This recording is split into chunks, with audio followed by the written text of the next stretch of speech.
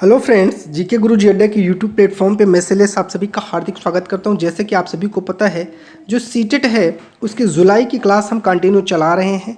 आप लोग चैनल पर नए हैं तो सबसे पहले सब्सक्राइब करिएगा, वीडियो को लाइक करिएगा और दोस्तों तक शेयर करिएगा। जी हाँ, जो भी चीज़ें इंपॉर्टेंट रहेंगी उनको मैं अंडरलाइन कर दूंगा, उन पर मैं सर्किल बना दूंगा, आप लोग उसको नोट कर लीजिएगा। और आज हम लोग जिस चैप्टर की बात करेंगे, नगर प्रशासन। देखिए, नोटिफिकेशन का इंतजार मत करिए, तैयारी अभी से शुरू कर दीजिए, ठीक है ना। जितनी बढ़िया आप तैयारी करेंगे उतनी बढ़िया आप स्कोर कर पाएंगे। चलिए चलते हैं अपने चैप्टर पर। इतवार की एक अलसाई दोपहरी थी जब माला और उसके साथी शंकर, जहांगीर और रेहाना गली में क्रिकेट खेल रहे थे। शंकर ने बड़ा अच्छा ओवर फेंका, लेकिन रेहाना आउट ही नहीं हो रही थी। रेहाना के आउट ना होने से शंकर हताश हो गया, इसलिए उसने इस उम्मीद में कि कैच आउट हो जाएगी एक शॉर्ट बॉल फेंक दी। उल्टा हुआ, रेहाना ने इतनी तेजी से बल्ला घुमाया कि गेंद ऊपर गई और गली की ट्यूबलाइट टूट गई। रेहाना चिल्लाई, अरे यह मैंने क्या कर दिया। शंकर तपाक से बोला, अरे हम यह नियम बनाना भूल गए कि अगर तुम्हारी गेंद ट्यूबलाइट से टूट गई, मतलब ट्यूबलाइट टूट जाएगी तो तुम आउट मानी जाओगी। तीनों ने ही तब शंकर को विकेट की चिंता छोड़ने के लिए कहा, क्योंकि जो हुआ उसके बारे में ज़्यादा चिंतित और परेशान हो रहे थे। पिछले हफ्ते उनसे निर्मला मौसी की खिड़की टूट गई थी, जिसको बदलने के लिए अपने जेब खर्च में से पैसे देने पड़े थे। क्या आप दोबारा जेब खर्च में से पैसा देना पड़ेगा, और ये पैसे किसको दें? गली की ट्यूबलाइट बदलता कौन है? माला का घर पास में था। चारों भागकर माला की माँ के पास गए। उनको कुछ ज़्यादा पता नहीं था, बस उनको इतना पता है कि ये जिम्मेदारी किसकी है, नगर निगम की जिम्मेदारी होती है। उन्होंने बताया कि यास्मीन खाला से जाके पूछना चाहिए, वे हाल में नगर निगम से सेवानिवृत्त का मतलब रिटायर हुई हैं। जाओ उनसे पूछ लो, और माला तुम जल्दी वापस घर आ जाना। यास्मीन खाला उसी गली में रहती थी और माला की माँ से उनकी बहुत अच्छी दोस्ती थी। चारों दौड़कर खाला के घर पहुँचे। जैसे ही उन्होंने दरवाज़ा खोला, वे एक साथ पूरा किस्सा सुनाने लगे।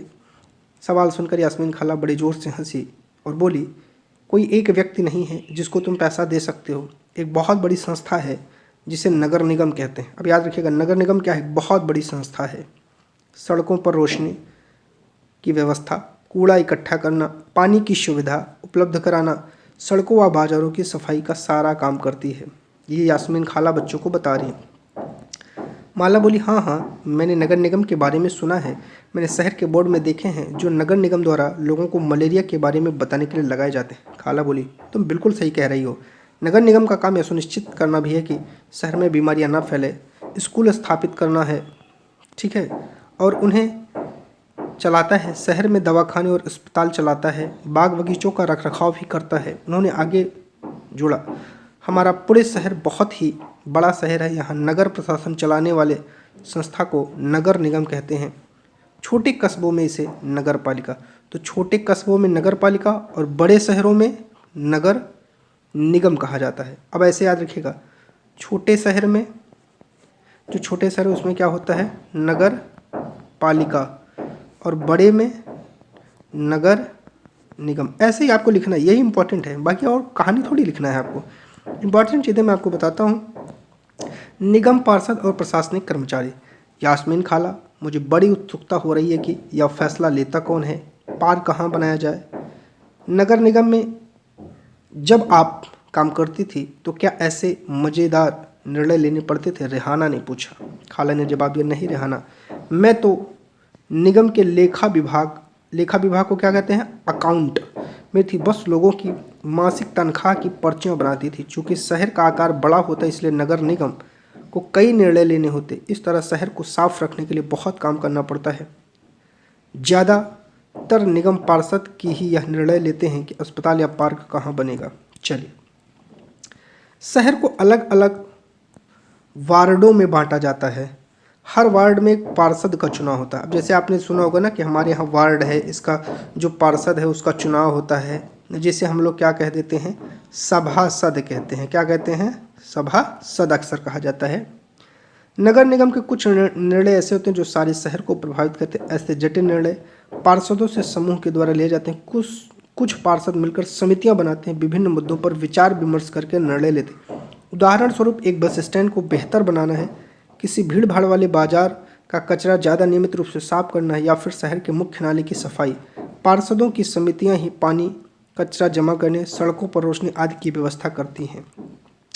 जब एक वार्ड के अंदर की समस्या होती है तो वार्ड के लोग पार्षद से संपर्क कर सकते हैं। उदाहरण के लिए अगर बिजली के खतरनाक तार लटक कर नीचे आ जाए तो स्थानीय पार्षद बिजली विभाग के अधिकारियों से बात करने में मदद कर सकते हैं। जहां पार्षदों की समिति एवं पार्षद विभिन्न मुद्दों पर निर्णय लेने का काम करते हैं, उन्हें लागू करने का काम आयुक्त या कमिश्नर और प्रशासनिक कर्मचारी करते हैं। आयुक्त और प्रशासनिक कर्मचारियों की सरकार द्वारा नियुक्ति की जाती है, जबकि पार्षद निर्वाचित होते हैं। तो पार्षद का क्या होता है? चुनाव। तो नगर निगम में ये निर्णय कैसे लिए जाते हैं? रेहाना ने पूछा। वह कभी सोचना बंद ही नहीं करती। बच्चों के सवाल से बहुत खुश होते हुए यास्मीन खाला ने जवाब दिया, सारे वार्डों के पार्षद मिलते हैं और सबकी सम्मिलित राय से एक बजट बनाया जाता है। उसी बजट के अनुसार पैसा खर्च किया जाता है। पार्षद यह प्रयास करते हैं कि उनके वार्ड की विशिष्ट जरूरतें परिषद के सामने रखी जाएं। फिर निर्णय प्रशासनिक कर्मचारियों द्वारा क्रियान्वित किए जाते हैं। खाला बड़ी खुश थी क्योंकि किसी बड़े व्यक्ति ने तो आज तक उनके काम के बारे में पूछा नहीं था। बच्चों के सवाल से उन्होंने अपने अनुभव बांटने का एक मौका दिया। नगर निगम को पैसा कहाँ से मिलता है? इतने सारे काम करने के लिए ढेर सारा पैसा चाहिए। निगम यह राशि अलग अलग तरीकों से इकट्ठा करता है। राशि का बड़ा भाग लोगों द्वारा दिए गए कर से आता है। कर वह राशि है जो लोग सरकार द्वारा उपलब्ध कराई गई सुविधाओं के लिए सरकार को देते हैं। जिन लोगों के अपने घर होते हैं उन्हें संपत्ति कर, साथ ही पानी, अन्य सुविधाओं के लिए भी कर देना होता है। जितना बड़ा घर उतना ज़्यादा कर। निगम के पास जितना पैसा आता है उसमें संपत्ति कर से केवल 25 से 30% पैसा आता है। क्वेश्चन पूछ लेगा संपत्ति कर से निगम के पास कितना पैसा आता है, तो 25 से 30% याद रखिएगा। शिक्षा पर भी कर लगता है। किसी दुकान होटल का मालिक है उसको भी कर देना पड़ता है। जब आप सिनेमा देखने जाइएगा तो टिकट पर ध्यान रखिएगा, हमें मनोरंजन के लिए भी कर देना पड़ता है। इस तरह अमीर लोग संपत्ति कर देते हैं, वहीं जनसंख्या का एक बड़ा हिस्सा सामान्य तरह के कर देता है। चलिए आगे बात करते हैं। शंकर ने बड़ी उत्सुकता से पूछा, अपना शहर तो इतना बड़ा है, इसकी देखभाल के लिए बहुत लोगों की जरूरत पड़ती होगी। खाला, तब तो नगर निगम में ढेर सारे लोग काम करते होंगे। अब तक क्रिकेट के मैच और अधूरे ओवर की बात बिल्कुल भूल चुका था।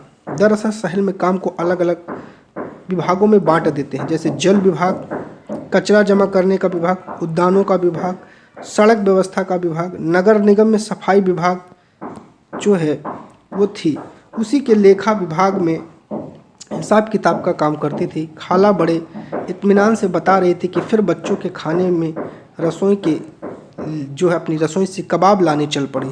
जहांगीर ने रसोई में खड़े खड़े तेजी से अपने कबाब खा लिए। फिर ऊंची आवाज़ में बोला, यास्मीन खाला, नगर निगम जिस कूड़े कचरे को इकट्ठा करता है वह जाता कहाँ है? बाकी बच्चे अभी कबाब खा ही रहे थे। यास्मीन खाला ने बताना शुरू किया, इस सवाल का जवाब बड़ा मज़ेदार है। जैसे कि तुम लोग जानते हो कि कचरा लगभग हर गली में ही फैला रहता है। पहले हमारे पड़ोस का भी यही हाल था, चारों तरफ कूड़ा फैला रहता था। अगर कूड़े को इकट्ठा करके हटाया ना जाए तो मक्खियाँ भिनभिनाती हैं, आसपास कुत्तों चूहों का जमावड़ा हो जाता है, लोग इसकी बदबू से बीमार भी पड़ जाते हैं। एक और बुरी बात थी, बच्चों ने गली में क्रिकेट खेलना छोड़ दिया था क्योंकि उनके घर वालों ने, जो उनके घर वाले थे, यही डर लगा रहता था कि गली में अधिक समय रहने से बच्चे बीमार पड़ जाएंगे। लोगों का विरोध।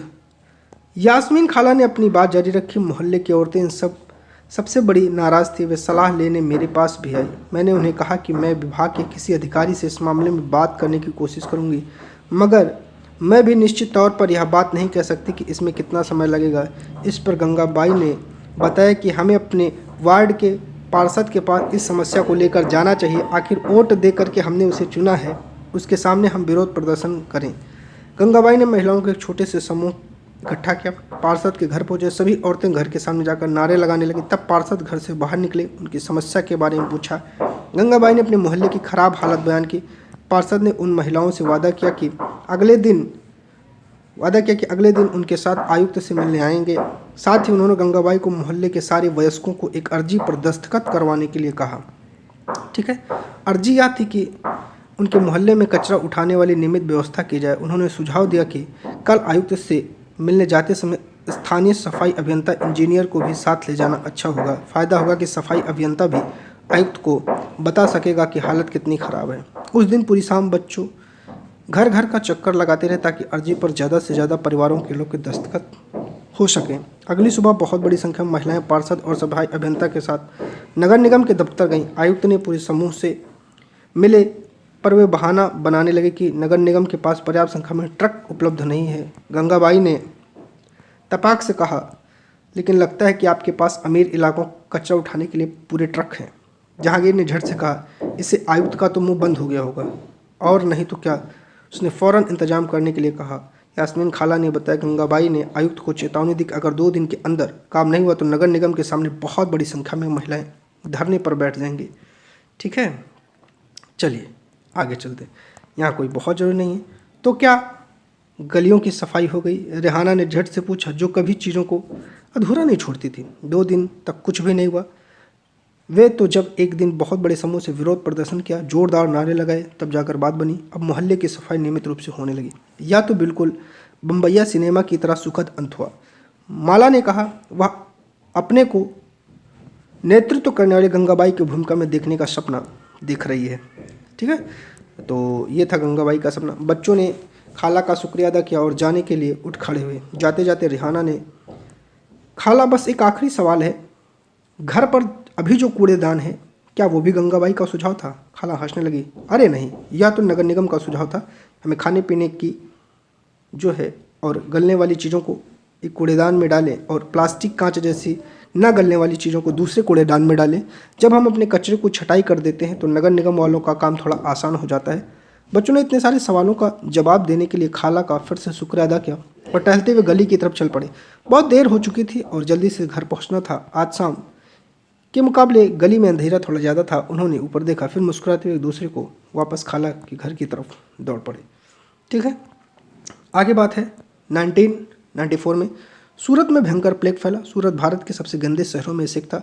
लोग घरों और होटलों में कूड़ा कचरा पास की नाली या सड़क पर फेंक देते थे। इससे सफाई कर्मचारी को कूड़ा कचरा उठाने में, ठिकाने लगाने में काफ़ी मुश्किल होती थी। ऊपर से नगर निगम अपना काम नियमित रूप से नहीं कर रही थी, जिससे स्थिति और बदतर हो गई।